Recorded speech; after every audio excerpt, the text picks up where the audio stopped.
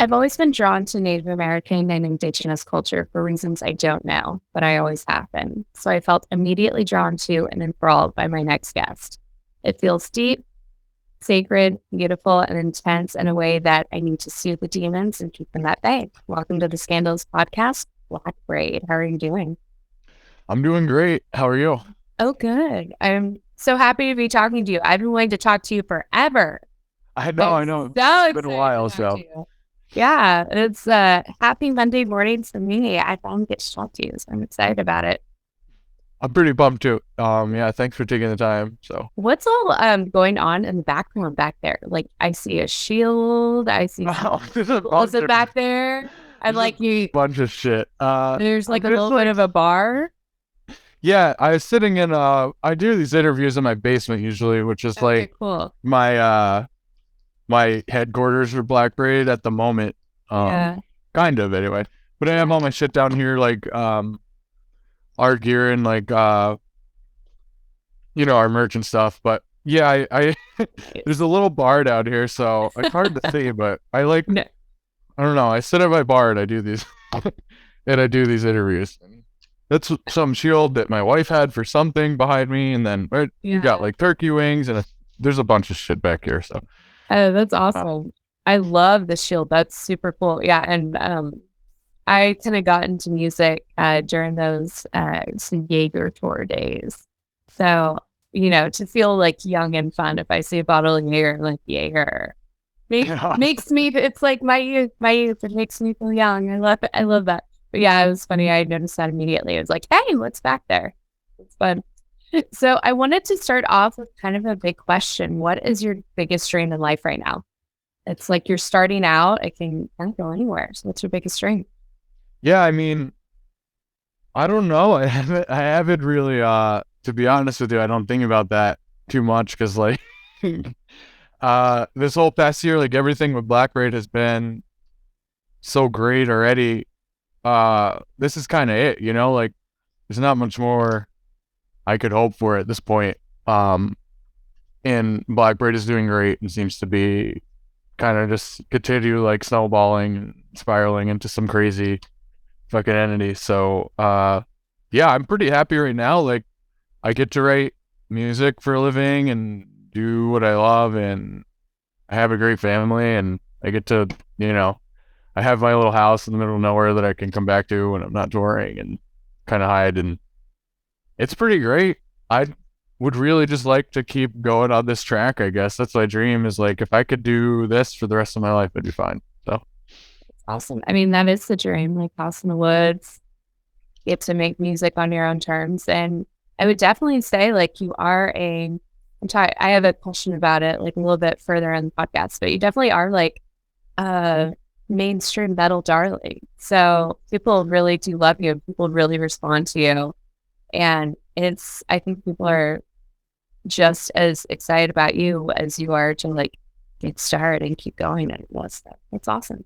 And I love the gratitude Monday morning. We're starting off with gratitude. That's awesome. I love it. So Black Braid, is that your name or the name of your project? the And how do name you of the say okay, gotcha. Oh, sorry. name of the project, yeah. Okay, cool. Sorry. And how do you say your other name that starts with an S that means witch hawk? Oh, Skagasawa. Cool. I like that. That was awesome. I saw it online. I was like, not gonna try it, but I'm gonna ask about it. So how did you get that name? That name I kind of took just for Blackbraid. Honestly, like when I created Blackbraid, I just like I mean, you get it. It's I kind of just like wanted to take everything I love about black metal and like kind of reshape it into my own thing. Mhm. Um, and I tried to mirror like a lot of like the Scandinavian classic stuff. In a bunch of ways, with a bunch of the music I write, and I've talked about it in a bunch of interviews, like how I draw from all the great classics like Dissection and Dark Throne and all that crap. Um, but anyway, a lot of those guys will take like a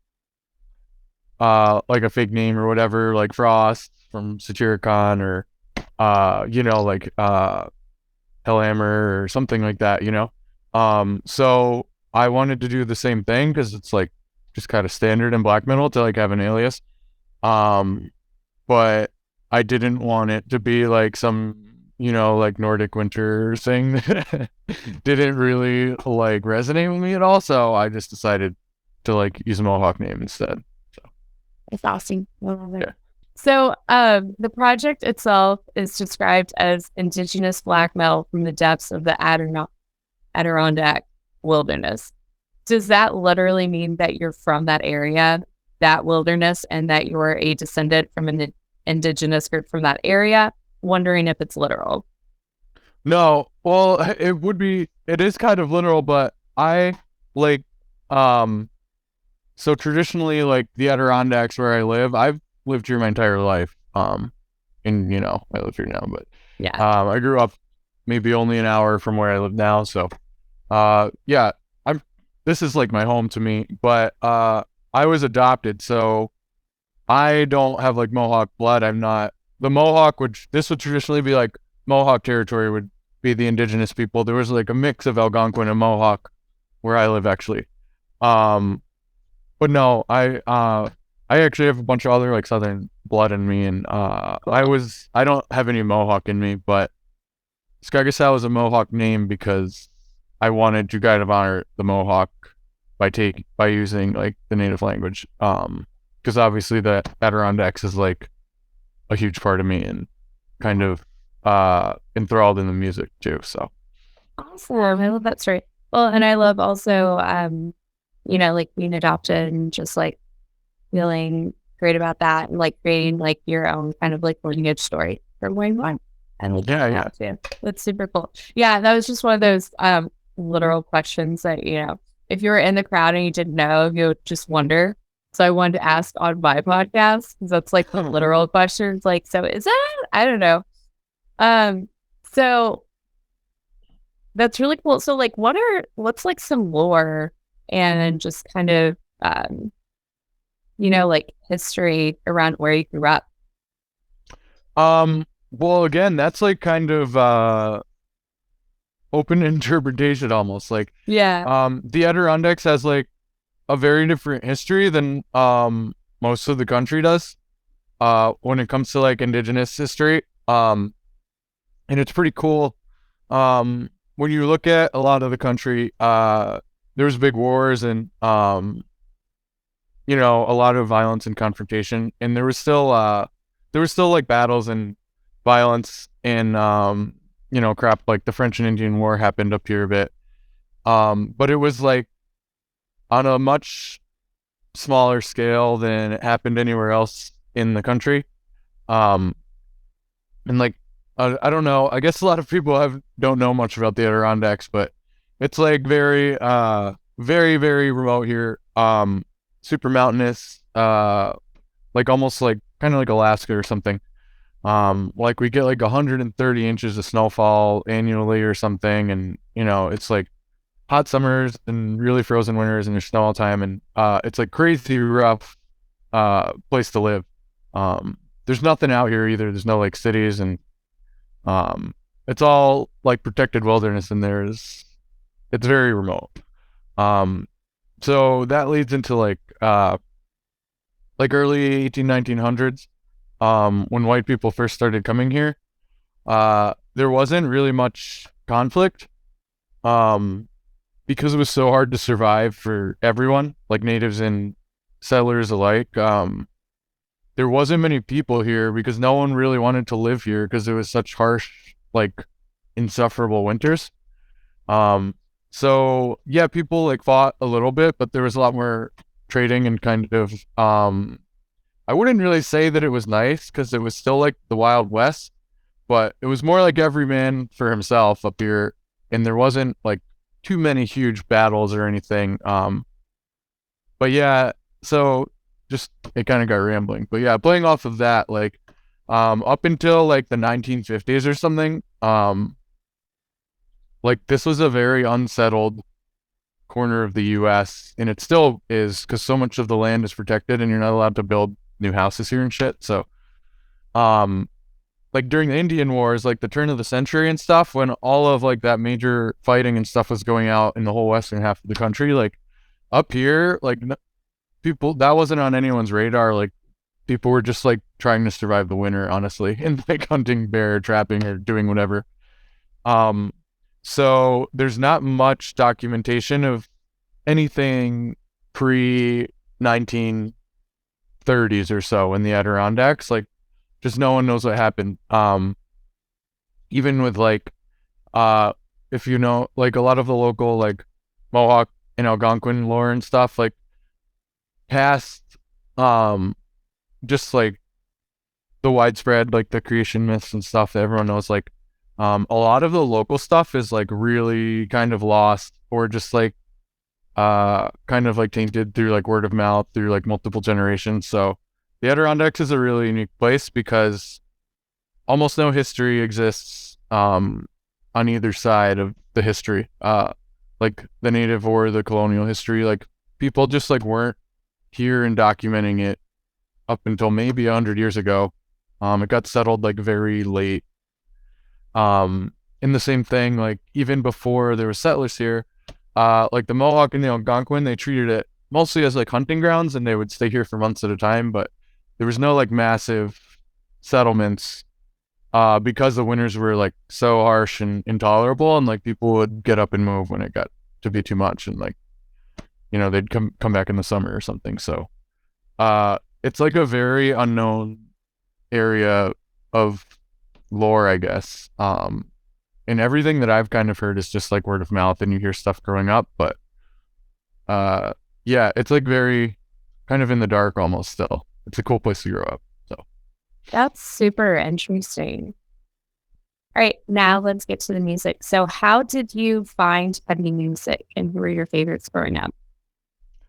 I mean, I grew up around here, and I'm 33, so I grew up in like the 90s, and especially around here back then there wasn't like internet or anything really, so we were pretty sheltered. All of like the first heavy artists I heard were like all US people. Like um I mean, like it depends what you even want to consider heavy. Like I think like the first heavy thing I heard, like my dad would listen to a lot of classic rock, and I grew up on classic rock, but he would listen to like Black Sabbath, um, and maybe a little Dio and stuff like that. So that was like the intro to it. The first like modern heavy metal bands I discovered were probably like stuff that would be on the radio back then. So like Metallica and like Judas Priest, and that kind of like segued into stuff like Lamb of God and Killswitch Engage and stuff were all big around here when I was growing up. And then I think it wasn't, and I've discovered all that pretty young too, because like we would listen to the radio and there was nothing else to do really back then. So like, but yeah, I think like Metallica and Lamb of God were like very early for me.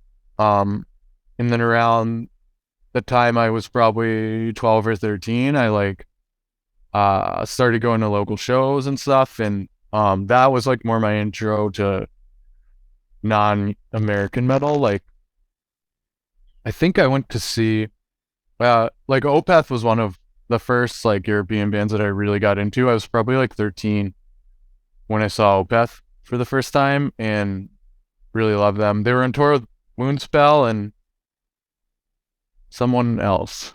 I can't remember who. Opeth is heavy for a 13-year-old. That's Yeah, like it was right. Yeah, like my buddy's like I'm just thinking, I'm like, yeah, that's real heavy for a 13-year-old. Like, woo. yeah, we were like 13 or 14, and like we were still like too young to get into the venues, so like my buddy's like fucking mom had to like bring us, cause like and like chaperone us or whatever, and then she would like sit in the back and like wait for us to pretty much.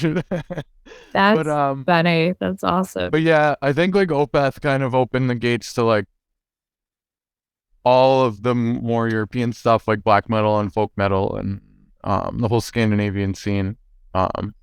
Opeth was really like, oh yeah, it was Devil Driver was also on that tour, and I knew Devil Driver because I saw them on like Headbangers Ball with like Lamb of God and all the other dudes, and so I like went to see Devil Driver, and then I thought Opeth was way cooler, even though I didn't know who they were when I like went. Yeah. So then I like went down. That was probably it. Like Opeth was like the intro to like extreme metal for me, whereas like I would say Metallica is like more like the classic metal. So Well, you're definitely cooler than I am. When I was that age, I was like into like Limp Bizkit, like Korn. oh, I definitely listened to like Korn and Limp Bizkit at that age as well. Yeah. I was not that cool. There you go. I don't know. Sound like I don't like elitist in metal, but like you sounded like a little 13-year-old gatekeeper of like foreign metal, super cool guy. It's like a 13-year-old. And it's like, oh yeah. So when did you have this like discovery that you might want to do music yourself? And when did you decide that you could sing / scream / growl? I've played music most of my life, like since I was a kid, like back then when I was like 13 going to shows, I was like also starting to play guitar. I probably even earlier than that. Like I don't know when it was, but I was playing guitar pretty early. Um, so I was like in some, smaller like crappy metalcore bands and stuff when I was young and didn't really take them too seriously and like just played some in some like random local shit for a while and like music was like always kind of on my radar. Um, and then I like when I became more of an adult, I guess I like got busy and stopped playing. Like, like we bought a house and I got married and we were going on vacation and shit. And all this other adult shit was happening. So I didn't write music or really like play music, except I mean it's always just been a hobby for me until now, obviously. But I went through like several years where I didn't do anything, and then maybe like 2 years ago or whatever, whenever I started writing Blackbraid stuff, I had just like was at a point in my life where I like decided I wanted these songs kind of just like started happening, and it was pretty organic. Like I don't know, I didn't like make a conscious effort to like, oh, I'm gonna start writing music now. Um, like they just came out and I thought they were sounding really good, so I like decided to record them, and then I was like still happy with that when I recorded them, so I'm like, oh, I should really like write some lyrics for these. And then yeah, they kind of just came out of nowhere. I'd say about like 2 years ago was like when I started writing these at this point, that first album. Um, so yeah, it was very organic. It was kind of just like I had always played guitar, but I hadn't been doing anything for like several years, and I'm like, oh, I think I want to like write some songs. It's awesome. Well, it sounds like it's, universe meant to be. If you just like, if it just came out, like Yeah, nothing horrible happened. You're just like, I just want to do this. And that like was like in your band and you're like, yeah, I like it. Like, yeah, I don't know. Like NBC or like, so like someone died and then thing. And then I was like, I really hate my life, but I think I'll do this and blah, blah. And then that's, but yeah, sounds like pretty straightforward and awesome. That's great. So what were like some of the first lyrics that you wrote that you got excited about? Um, I think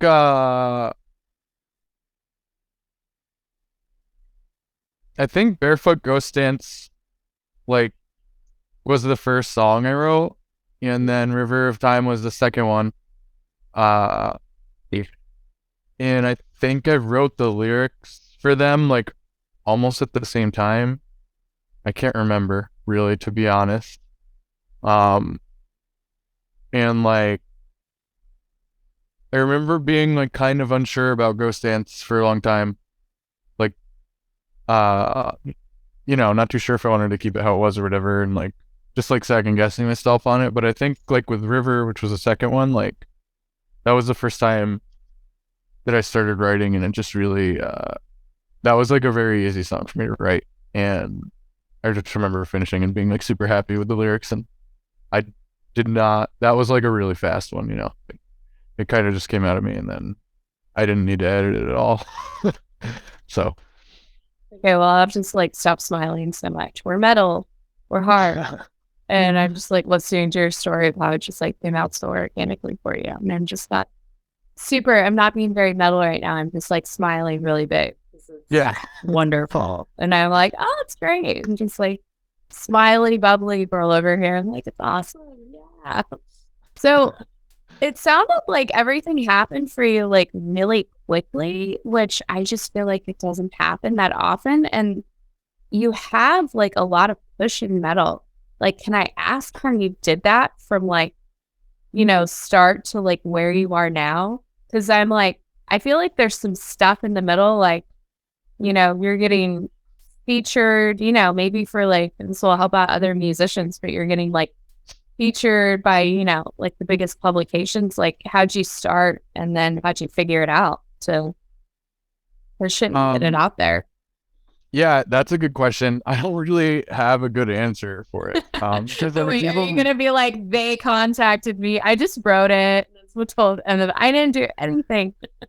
It was yeah, it was kind of a crazy situation. Like it's only been a year since I even released these songs almost. Like I put out my first song with like 0 following or whatever. I just like made a YouTube and made an Instagram and put out Barefoot Ghost Dance.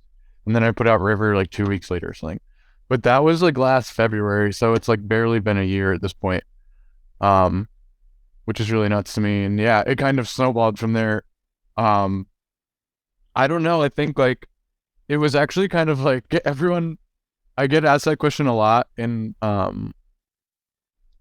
obviously like things are pretty great for us now, but I don't think people realize like, um, it wasn't like that like immediately, but I guess we got lucky like really early on. Like we're still only a year in. We're about to do the Decibel Tour, so I can't really complain. But I'd say for maybe like the first 4 or 5 months that I was doing Blackbraid, like I really, really pushed it. Like I would send my stuff. I sent that first album to like just a fuck ton of people. Like all the most of the big music publications in metal I could think of. And I was just like, if even like, like 1 out of every 10 of these guys picks us up and like wants to write a feature on me or whatever, that would be cool.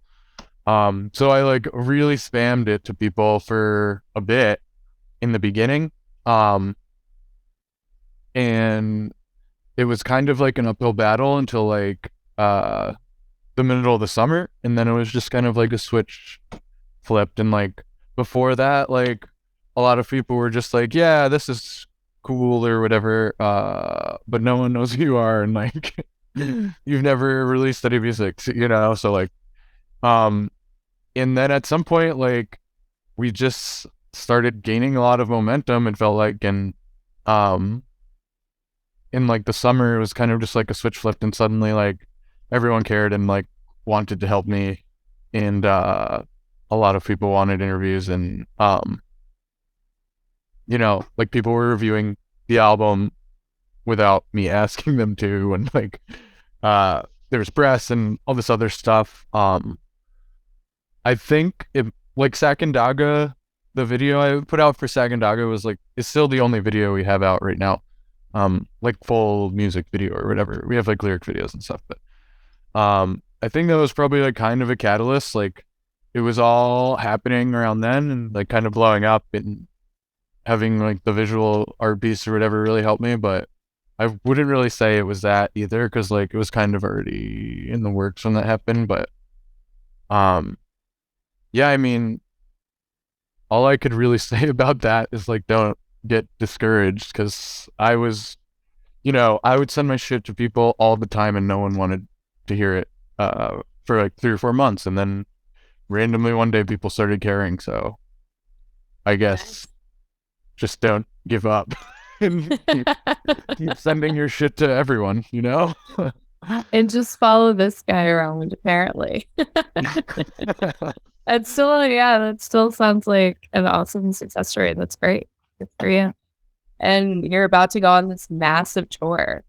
Like, so you're only a year in. How many shows have you played? We played 3 shows. What? Yeah. That's crazy. So 3 shows and you get to be on the Decibel Tour. That's awesome. Yeah. It's Wow. pretty crazy. Yeah. That's so awesome. So I wanted to ask about like the makeup and everything. So like what makeup do you use and how long does it take you to put it on? And are you gonna wear the makeup every night? Are you like to decide on that?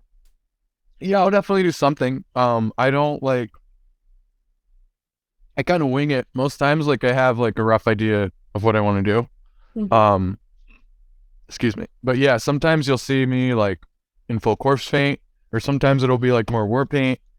Um, Usually live, it again, it like depends, but I'll go for, lately anyway, I've been going for the war paint more than the corpse paint because it's just a lot less messy when you don't have to deal with the white, um, Yeah.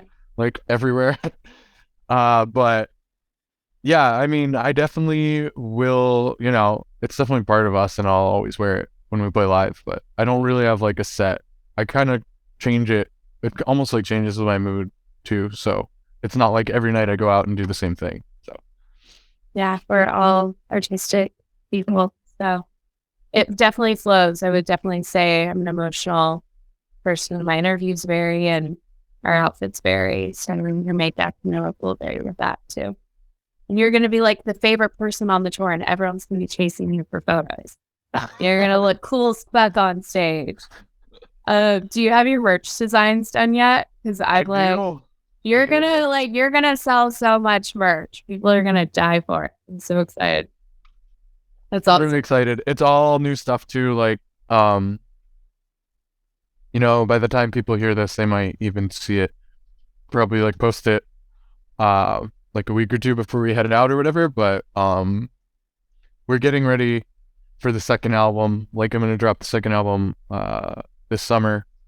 So like everything is kind of changing right now, which is also like there's not much merch on my store right now. It's because we kind of wanted to clear it all out and get ready for all this new shit. So, we changed the logo. There's like an variation of the logo. So there's a bunch of new cool shit coming for the tour, and we're not recycling any designs.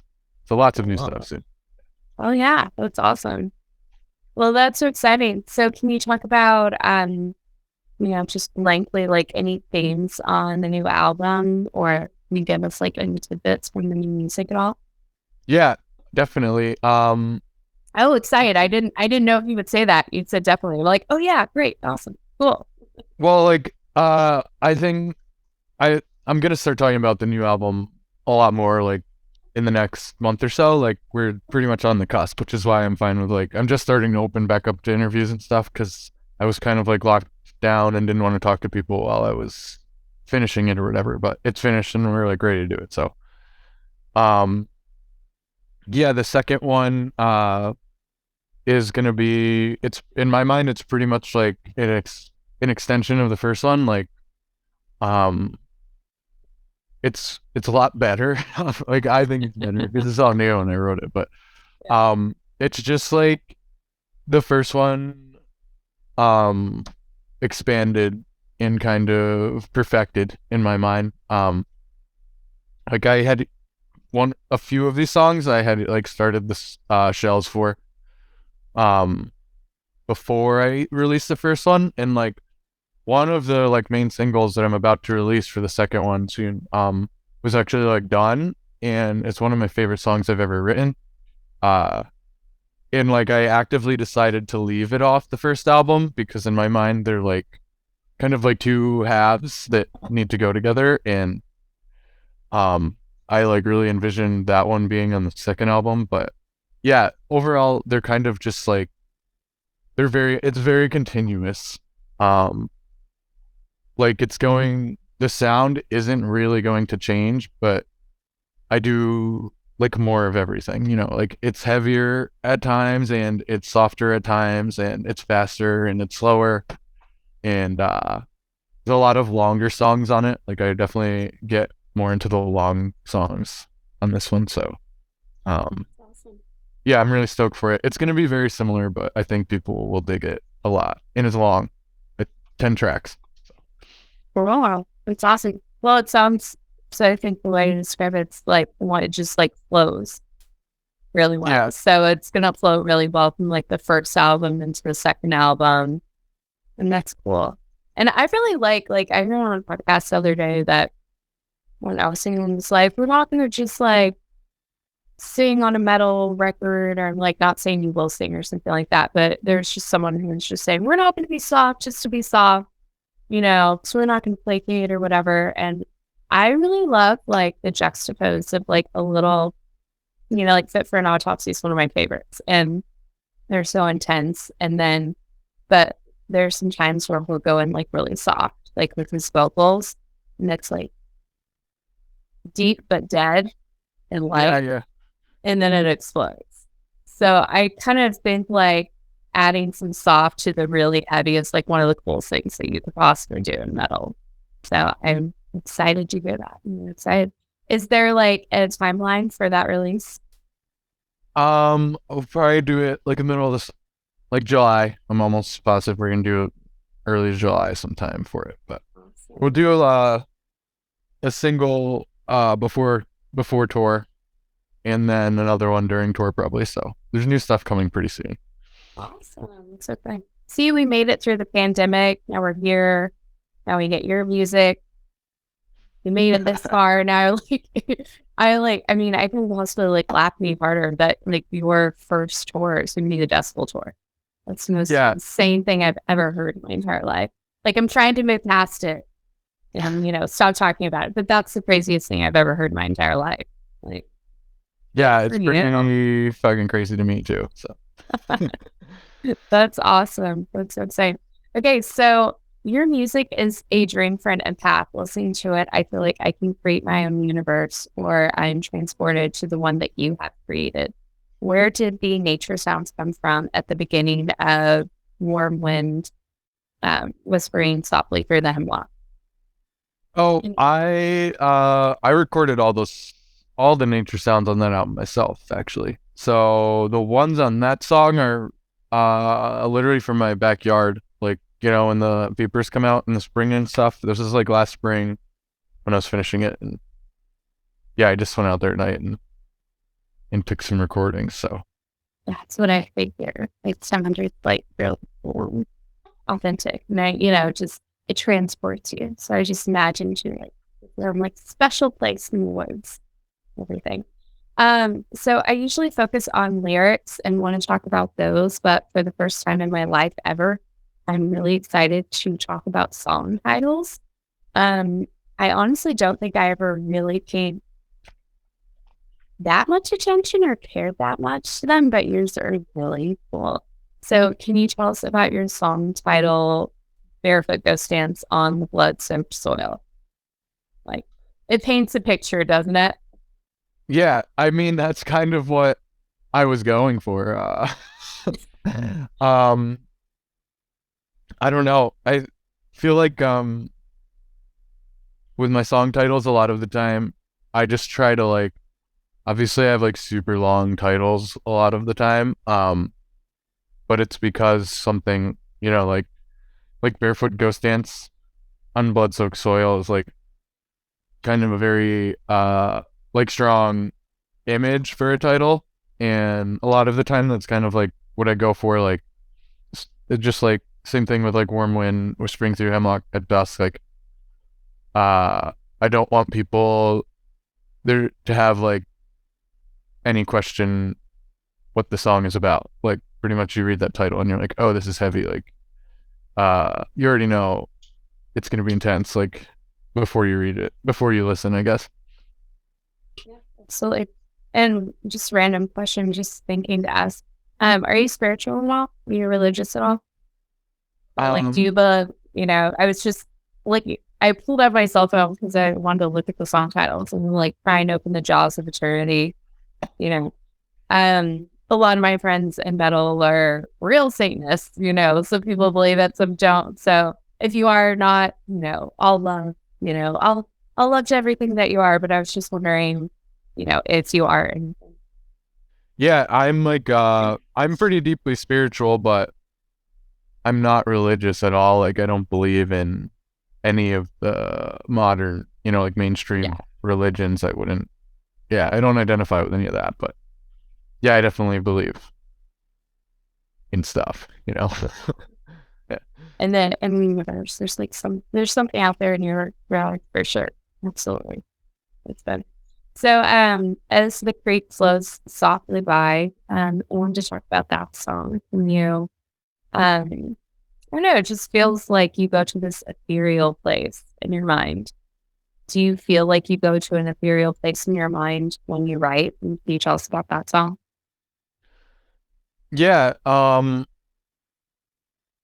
I do, and it's very like I guess that song's like a pretty good kind of like metaphor for it because it does kind of like give you that feeling when you're listening to it, like kind of almost zoned out, um, or like in yeah isolated or whatever. But I definitely do, and that song actually was like um when I first started writing Sakandaga, it was like a 10 or 12 minute song. Uh, and those were part of the same song. And it had like a little bit more in there too, but it had like a really long acoustic intro originally, and I just decided to eventually cut them in two and like make that its own entity, and that's how Greek became a song. And, love it. And, all the soft talk, it's not all soft. It's actually like really heavy. It's a lot. There's a lot of heavy on there.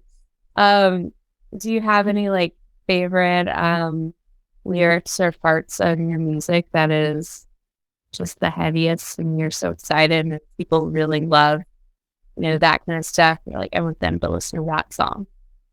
Um, Man, not really. Like I listen to all my songs still. Like I come back to all of them, and um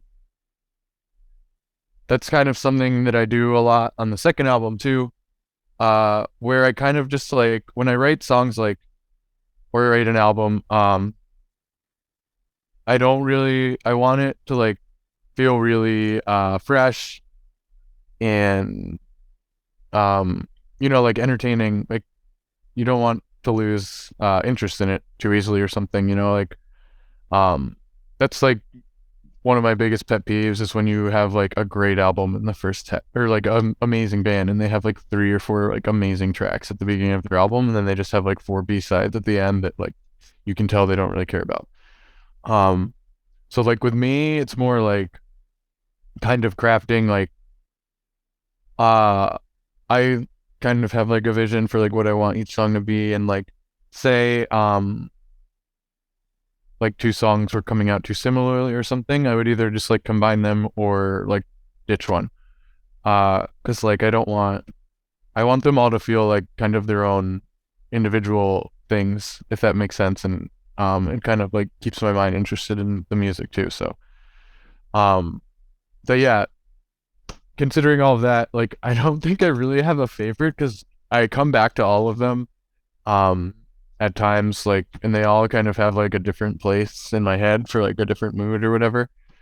When it comes to like playing stuff live, out of the songs, the previous songs that are out um already, like I would say River of Time really really does it for me. Like whenever that song starts, like just the fucking beginning of it, like from the first riff, like when we're playing it, like I get really pumped. Like I love the way that song starts and progresses, and that one is really fun to play live. I do love Ghost Dance too, but that's like my oldest song, so like we've played it the most, and it like isn't as fresh in my head at this point, I guess. Well, I like your ethics. Where you're like all killer songs, no filler. They sound the same. We're not doing it. Yeah. Those are good like metal artist ethics. I like those ethics a lot. That's fun. So I wanted to ask about the tattoos. Those look fun. What are those? Everything on this arm is like really old and has been there for like over 10 years. So like Uh-huh. a lot of it's more just like childhood memories at this point. Okay, gotcha. But like, yeah, I guess I'm like heavily tattooed. I forget that that's like a thing, but Well, I don't think it's a thing anymore. I think it's so silly. Like, I don't have any tattoos, and I just got like a silly like third piercing and then the top of my ear piercing like a few weeks ago. And it's so funny to me that like when it happened, I was like, oh, and that's my pain tolerance, and it's like so low. And it's like, oh, you could just never get a tattoo if you wanted one ever. Like I found the top of my pain tolerance of what I was willing to handle with like an upper ear piercing. And I was like, oh, that's it. So it just, privately, like on the inside, I'm like, you baby, like look at all your friends, like look at everyone and look at you. It's like, well, my ear piercing. So I think it's like more of like a private joke than anything, just laughing about all that for sure. Well, just kind of talking about, music that is like, feels like it comes from the earth because it kind of does to me. And I know it's like metal, black metal, and death metal, and all that good stuff, but it definitely like feels like it comes from nature for sure. I was turned on to Wardruna from Jesse from Kill Switch when I had him on the podcast, and I love them. Are there any other artists in that same kind of genre that you like that you can recommend to any of us? Oh yeah, for sure. I'm a Wardruna fan too. He's pretty cool. Oh, good. I was so worried. I was like, I've never said it out loud. Is that right? Did you know that Einar from Wardruna was the second singer of Gorgoroth? And like he used to play black metal. So no, I didn't know any of that at all. Now, if I haven't heard it on like the Josta podcast, he's like my metal historian. Like I learned most of like my metal history from him. So I haven't heard that fact. So yeah, here we go. He's ex Gorgoroth, and he like Gorgoroth has like had a bunch of vocalists. I think hosts from Talk this them now, but yeah. He was like one of the first Gorgoroth vocalists before he did Wardruna, which is pretty sweet. But yeah, anyway, as far as like ambient stuff like that goes, man, I don't know. I listen to so much weird shit. Like with that kind of like dark ambient Norse folk stuff. Forndom is a huge one. Like if you like Wardruna, like Forndom would probably be my favorite one in that genre. As far as like I guess I don't really I enjoy that stuff, but it's been so long since I've listened to it, like I can't like none of it's like fresh in my mind. I listen to a lot of dungeon synth, but that's like nerdy. That's it's not the same thing. I've never even heard of that. What's dungeon synth? Oh, you've never heard of dungeon synth? I've never even heard like of it. Or what is that? Like Mortis or something like that? No, or like Old Tower or Old Sorcery? No, it's like it's like lo-fi. Like it's pretty much like nerdy medieval keyboard music. Oh, I don't know how else. That's funny. It's always like it's very ambient. There's never lyrics. It's like background music almost. It's very it's some really nerdy black metal shit. It goes hand in hand with black metal, but cool. Well, thank you so much for coming on the podcast. I'm so excited about your music. I think we opened calling it sacred and beautiful and necessary, and that's definitely how it feels to me. And I'm so excited to see you guys on tour. Is there anything else that you want us to know about your music, your projects, anything else? Not really. No, I think you covered it. I'm just, I'm pumped for tour and to get the second one out there. I'm like really, really excited about the second one. So I'll be very happy when it's finally out. And so it's surprising to me, like when I have artist friends who just put out such good music and they like put out another album. Like, oh my God, oh my God, that last album was incredible. Oh my God, how'd they come up with this? That's crazy. And I kind of feel that way about you. I'm like, second album, like extension and like a flow from the first to the second. Like, what is that going to be like? So exciting. You said it was a June or July release we're looking at? July, yeah. July, awesome. Well, we all have something to forward to in July.